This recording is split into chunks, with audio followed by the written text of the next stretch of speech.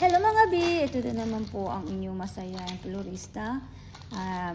For today's serye, tayo po ay gagawa ng isang arrangement para po sa engagement. Mukhang seryoso tayo dyan kasi nanonood yung ating customer sa harap. Nasa harap ko yung customer, kaya medyo seryoso ang datingan ng persona. Hindi ako ngiti, hindi ako nagsasalita. Siyempre, hindi naman ako marunong mag-Arabic. Paano ko namang chichikahin yung customer natin? Arabic lang ang alam niya, hindi naman siya marunong sa English.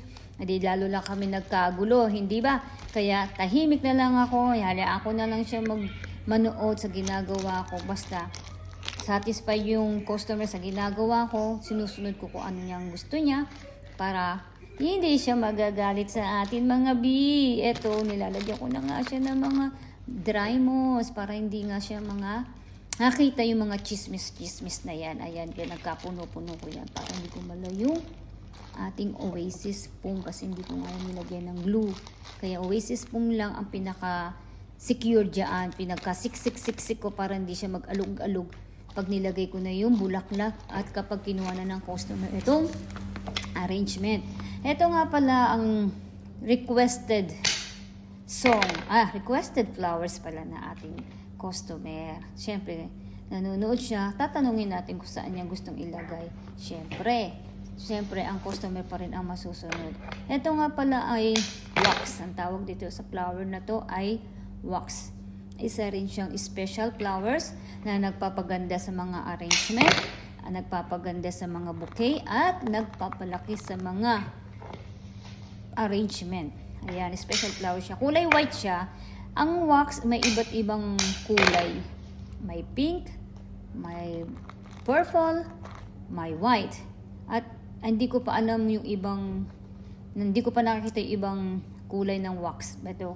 Basta ito ang napili ng customer para ito sa engagement ng kanyang anak. At lalagyan din niya ng pera. Yan, pinagkakalat-kalat ko siya para magmukhang malaki yung ating arrangement at hindi kumain ng maraming bulaklak. Siyempre, magkano lang din naman din yan. Hindi naman siya totally budget meal. Pero siyempre, kailangan ikalat-kalat din natin siya para magmukhang malaki at magmukhang maraming bulaklak na ilalagay. Ito nga pala yung carnation green na napili niya. Ang motive siguro sa engagement ng anak niya ay green, may pagka-green, mint green. Siya pumili niyan. At yung wax na yan, white and green ang mga combination natin dyan, mga B. Ayan. Pinalaki-laki ko nga lang yung carnation. Binuka-buka ko lang siya para magmukhang malaki. Kasi yung carnation namin, usually, hindi pa talaga totally open kasi mga bago pa nga lang siya. Kaya binuka-buka ko lang siya para magbuka siyang malaki. Ayan. Hindi ko siya pinantay-pantay para at least mayroon siyang dating na alternate up and down. Parang tic-tac-toe, tic-tac-toe.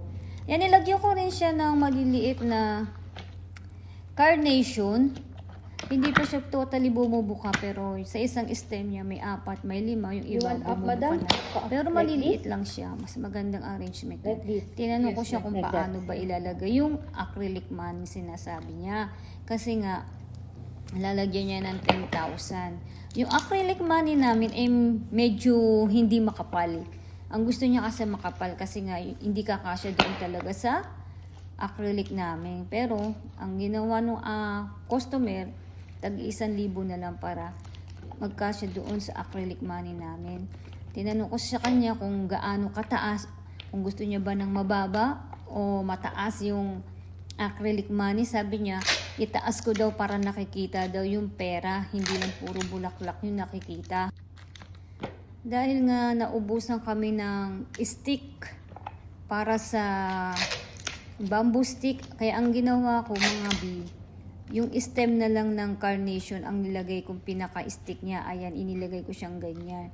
Magkabilaan. Bali, pahiga nga pala siya, hindi siya patayo. Okay, the height. Yeah, pahiga siya. Ganyan ang pagkakaayos. Sabi ng customer, okay naman daw. Nagustuhan naman daw niya. Kasi nga, matataas nga yung gusto ng bulaklak. Ayan nga yung kinalabasan ng ating arrangement. Thank you!